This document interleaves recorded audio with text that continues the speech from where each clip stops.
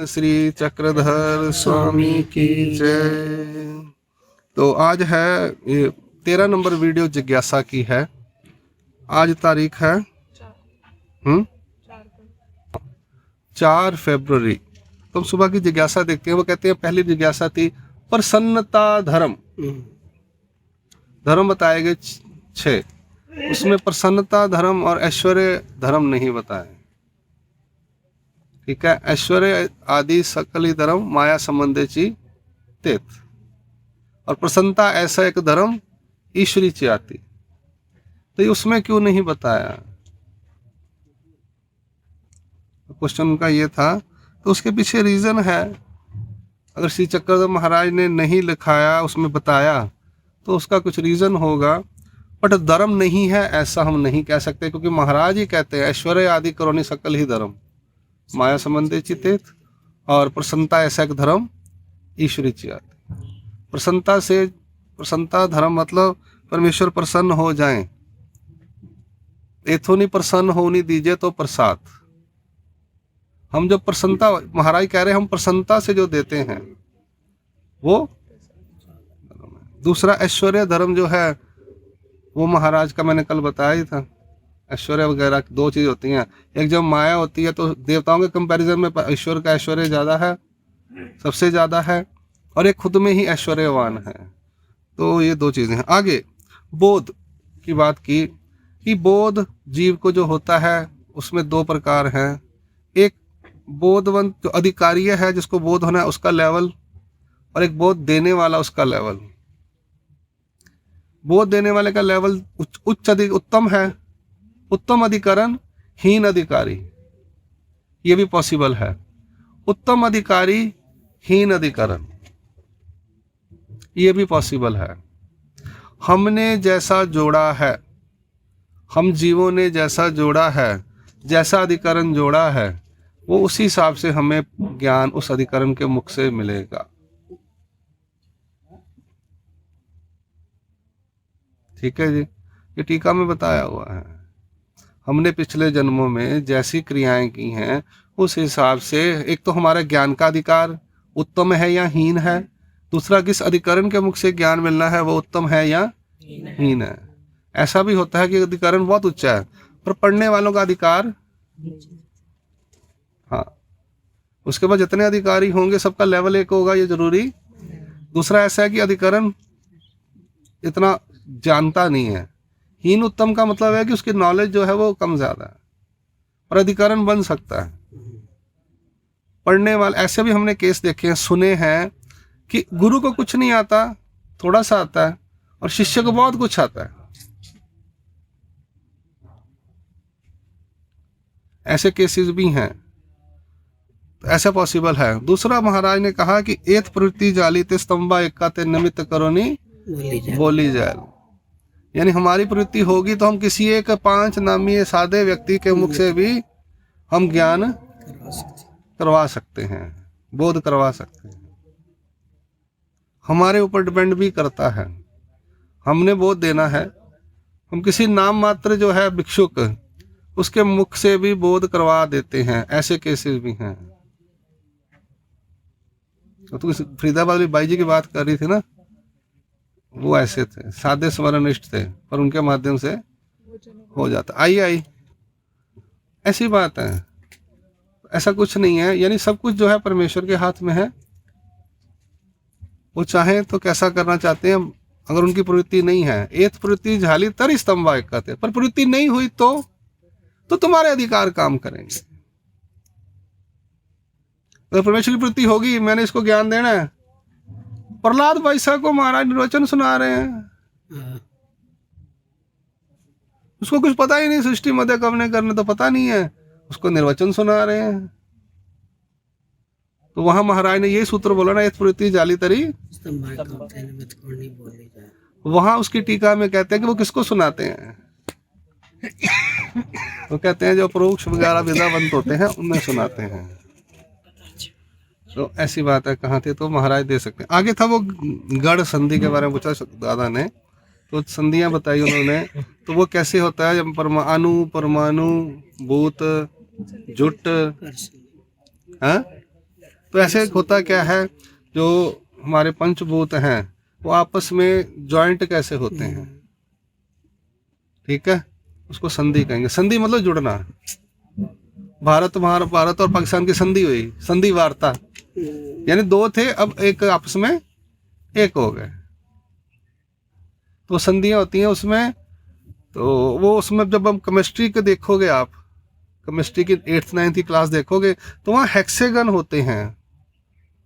Photo देखना आप ध्यान से, जो केमिस्ट्री है उसमें जो शेप्स बनाते हैं वो हेक्सेगन शेप बनाते हैं। उसमें वो होता है, उसमें वो भी होता है, उसमें एक न्यूक्लियस होता है एलिमेंट्स में। तो वो स्टडी जो करते हैं उसमें उनकी स्टडी आई। एलिमेंट जो होता है, जो कोर होता है, न्यूक्लियस होता है, यानी उसका मेन भूत है, और बाहर जो उसके हैं वो 7 अनुषंगिक हैं। जो केमिस्ट्री वाले सुन रहे हैं, न्यूक्लियस होता है उसमें, आप केमिस्ट्री में देखना वो हेक्सेगन जो डायग्राम्स बनाते हैं उसमें चिपके होते हैं ऐसे लाइन से। ब्लड जो होता है उसके अंदर जो सैंपलिंग करते हैं उसमें भी ये दिखाई देता है। तो ये जो हम तो वो माइक्रोस्कोप में देखते हैं, हमारे यहाँ थ्योरेटिकली बताया गया है, उस चीज़ को कहा गया संधि। 3 रेणु, 5 रेणु, 9 रेणु, जुट, बूत, गुट, तो ये गढ़ संधि तो बहुत ही डीप वाली बात है। बैंड भी होता है।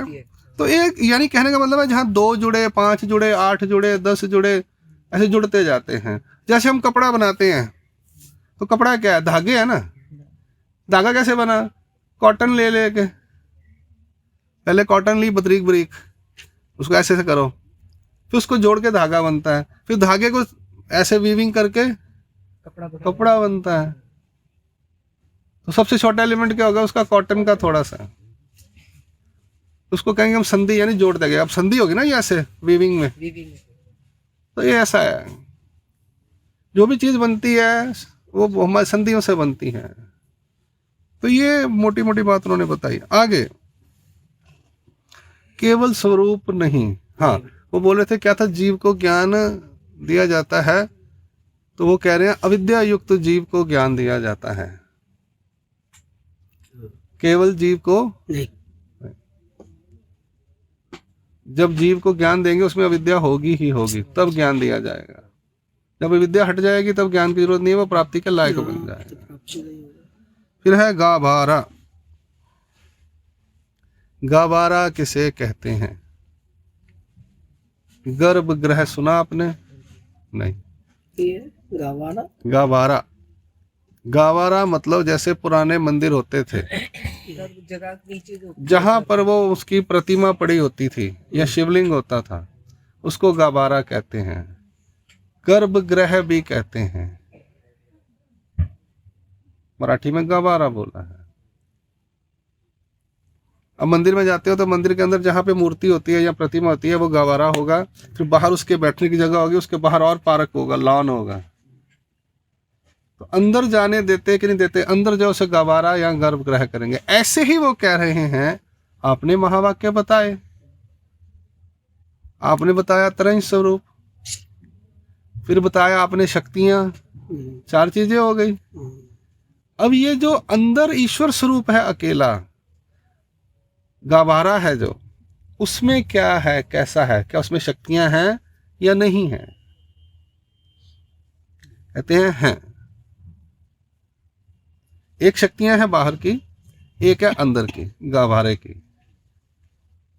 तो शक्तियां हम पढ़ रहे हैं तो सर्वशक्ति युक्त बोला, तो इसका मतलब बाहर शक्तियां सिर्फ बाहर ही हैं, अंदर परमेश्वर के पास शक्तियां नहीं, ईश्वर के पास।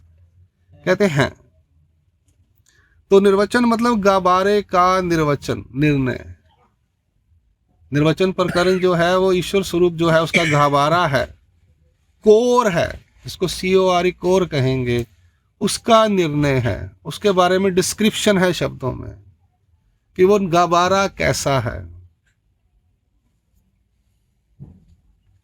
समझ आई बात को आप? ऐसा है। आगे है, हाँ वो गृहस्थी बोलते हैं मैं आचार धर्म नहीं करता लेकिन नाम स्मरण करता हूं। एक्चुअल में नाम स्मरण भी एक आचार है, नाम स्मरण भी आचार ही है। नाम स्मरण कीजिए, बोला है ना, तो आप नाम स्मरण कर रहे हो ना, तो आचरण कर रहे हो ना। इसलिए जो नामधारक होते हैं उन्हें नाम दिए जाते हैं। बाबा ने बोला कि हम गए कहीं पे तो नाम याद नहीं थे, ये सच्चाई है। जब मैं सालबर्डी में था तो मैंने नाम पूछे किसी लोगों से, 25-30 लेडीज थी, उसमें सिर्फ 2 लेडीज बुजुर्ग लेडीज को नाम याद थे, बाकी किसी को नाम याद नहीं थे। मैंने कहा ये क्या होगा, ये तो नाम स्मरण करने आए तो कर क्या रहे हैं। मुझे 20 साल हो गए सालबर्डी में जनातों में जाते हुए, मेरा तो माथा ठनक गया, भाई साहब ये हो क्या रहा है। बोलते हैं हम इतने साल से उपदेशी हैं, हम इतने साल से उपदेशी, हमने नाम लिया, हमने नाम लिया। मैंने कहा अरे भैया तो गड़बड़ होगी सारी। अब आते हैं तो मैं उनसे नाम पूछता हूँ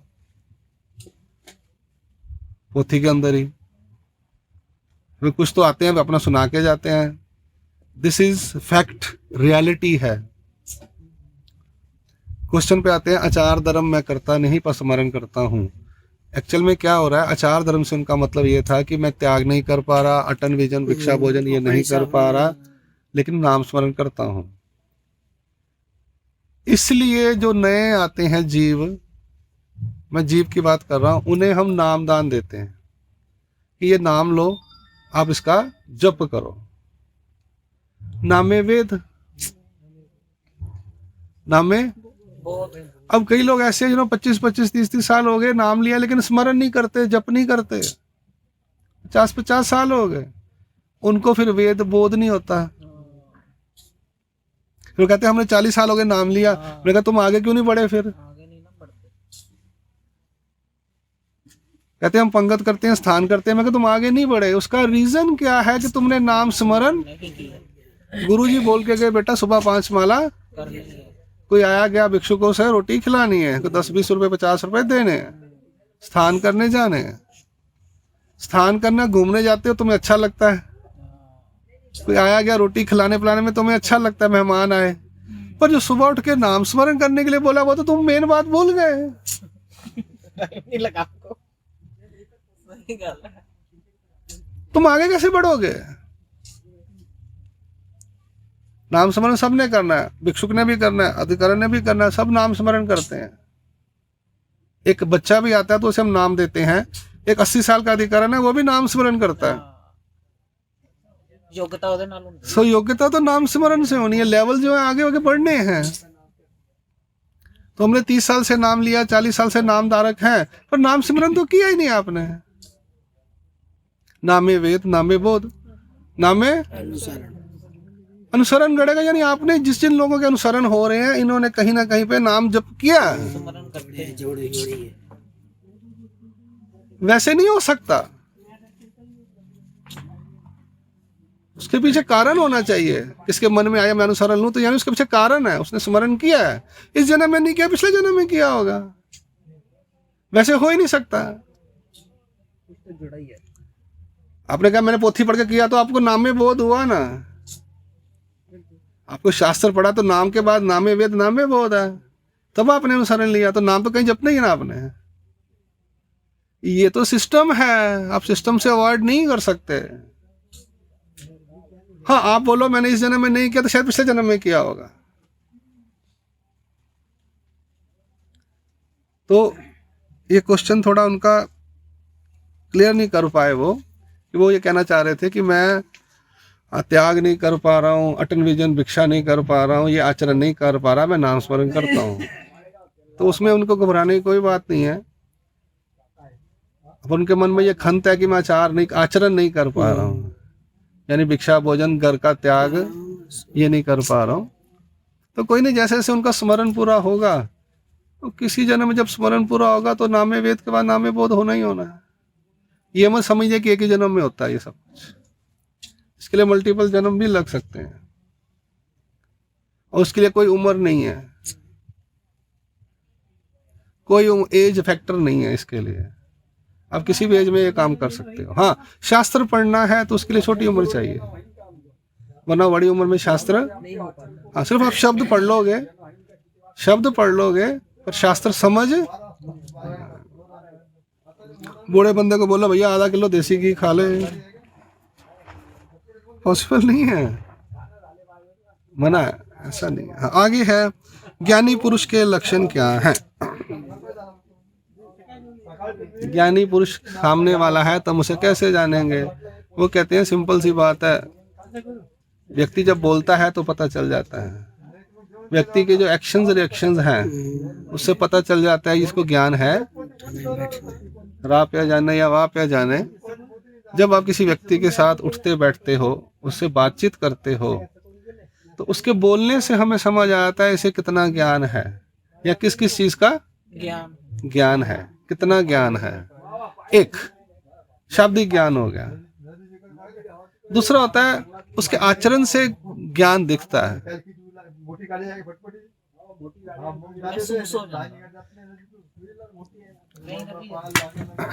एक आचरण में ज्ञान दिखता है, भिक्षा लेने जा रहा है, भिक्षा लेके आ रहा है, दंडोते डाल रहा है, चुप बैठा हुआ है, क्रिया कर रहा है, और वो मुंह से कभी नहीं बोलता कि मेरे को सूत्रपाठ इतना याद है या पक्ष याद है या क्या याद है। तो दोनों तरीके हैं, एक उसके बात करने से, एक उसके हाव भाव से या देखने से पता चलता है कि उसको ज्ञान है। ये ज्ञानी पुरुष के लक्षण है। ठीक है जी। हाँ, अब आ गया ओम। कोई बात बता रहे थे कि एक लेडीज आई मेरे पास नवरात्रों में, कहती है ओम मनोनी। भंडारेकर जब उठते थे तो ओम बोलते थे, बैठते थे तो ओम बोलते थे। अब उसको सूत्रपाठ किताब कहीं मिल गई काउंटर पे बाहर दुकानों पे, उसने ले लिया या पीडीएफ मिल गई और पढ़ना शुरू कर दिया, अर्थ अपने आप लगा लिया कि ओम। जब भंडारेकर उठते थे ओम बोलते थे, जब बैठते थे ओम बोलते थे। ओम मनोनी भंडारेकर सारी की उठी बैसी, उठना बैठना, उसने अर्थ लगा लिया। ऐसा नहीं है। उन्होंने बताया कि अर्थ अलग अलग होते हैं, 3 प्रकार के बताए। मुझे व्यंग्यात्मक याद है, बाकी तो भावार्थ है और शब्दार्थ है क्या है, और व्यंग्यात्मक, ऐसे 3 अर्थ होते हैं। ओम के कई अर्थ हैं। ओम का एक अर्थ है शुरुआत से लेकर, शुरू से लेकर, फ्रॉम डे 1। ठीक है, प्रथम भी कहेंगे। ज्यादातर लोग ओम को माया बोलते हैं, माया को ओम बोलते हैं। ठीक है जी। किसको बोलते हैं? माया। बिल्कुल सही है। परमेश्वर की जो आद्य शक्ति है, प्रथम शक्ति है, वो है माया, इसलिए उसके ओम कहा गया है। दूसरा, बाबा ने बोला 3.5 शब्द मात्रा है, शब्द नहीं होते उसमें, मात्राएं होती हैं, शब्द नहीं है इसमें। स्वर होते हैं, जो होती है मात्राएं होती हैं, हिंदी के टीचर बताएंगे। अ ई ओ म आधा, म अक्षर है, अ ई ओ और आधा म, ओम। अ ई ओ होता है ना, जैसे स्वर होते हैं, व्यंजन होते हैं, स्वर और व्यंजन दो होते हैं, तो म आधा है। तो यहाँ पर ओ, अ ई ओ जो है ना, ये सच्चिदानंद के लिए है।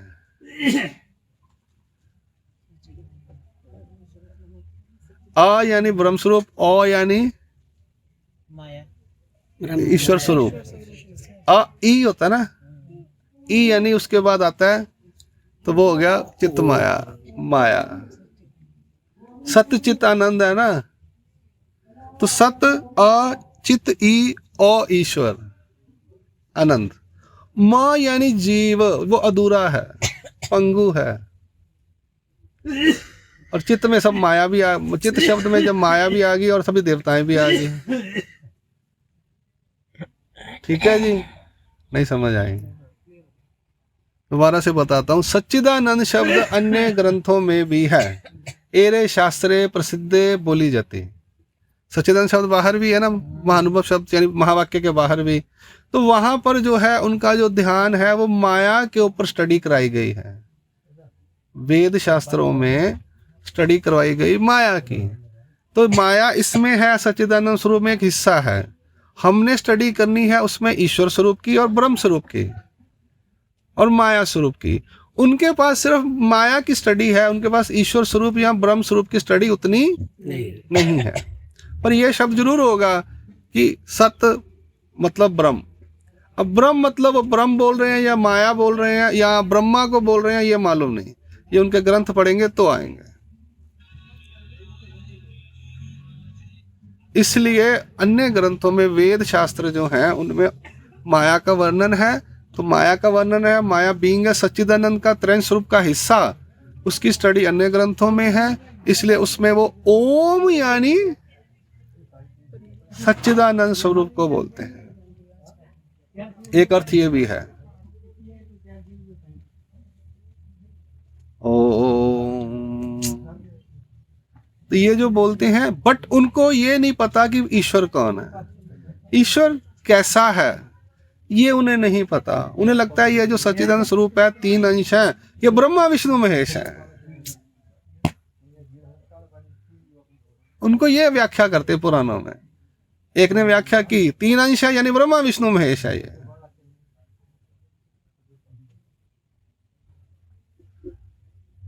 ठीक है जी। माँ आधा यानी जीव जो है वो उनके साथ है, अधूरा है, उसके बिना उसकी गति नहीं है। ऐसी व्याख्याएं व्याकरण के आधार पर, ग्रंथों के आधार पर, अपनी अपनी समझ के हिसाब से जीव करते आए हैं, जिनको थोड़ा बहुत ज्ञान है, कुछ स्फुरना होती है, जिनका कोई दिमाग चलता है, चतुष्टय है। ठीक है जी। हमने क्या करना है, अब क्वेश्चन आ गया, हमने क्या करना है। हमने जो श्री चक्रधर स्वामी जी ने जैसा कहा है उसको समझना है। उसको समझने के लिए किताबें खाली काम नहीं करेंगी, नहीं करेंगी, नहीं करेंगी। जिसको ईश्वर की कृपा है, ज्ञानी पुरुष के लक्षण बता दिए, ठीक है। और उसमें और भी चीजें हैं। जा पासोनी सुख स्वास्थ्य झाले, जिस व्यक्ति के पास सुनने से, कुछ करने से आपको सुख और स्वस्थता महसूस कर रही है, सुनने से शास्त्र, उसके पास ईश्वर की कृपा है, ज्ञान है। उसकी ईश्वर की कृपा से ज्ञान की संपूर्णा है। तो ऐसे आपको जहाँ निवाले निवाले ठंडक पहुंचती है, तो उसका ज्ञान कार्य रूप भी है, तो जाना चाहिए। नहीं तो फिर इस किताबें घर में लाओ, कॉलेज जाने की जरूरत नहीं है, घर में ही बैठो, डिग्रियां मिल गई। तो जितने कोरोना में 10वीं पास किए, 12वीं पास किए, उन्हें नौकरी मिलने वाली नहीं है, सब कह रहे हैं। ये तो हम ऑनलाइन पढ़ के तो नौकरी नहीं मिलती यहाँ पर, तुम कह रहे हो ईश्वर मिल जाएंगे और बोध हो जाएगा। दंडौत जी, मजाक हो गया। चलिए 10 बज गए, तो यहाँ पर आज की चिंतनी संपूर्ण होती है। अ ई अ ओ, अ ई ओ, अ ई ओ, सत चित आनंद। ऊ बोले, ओ के ऊ,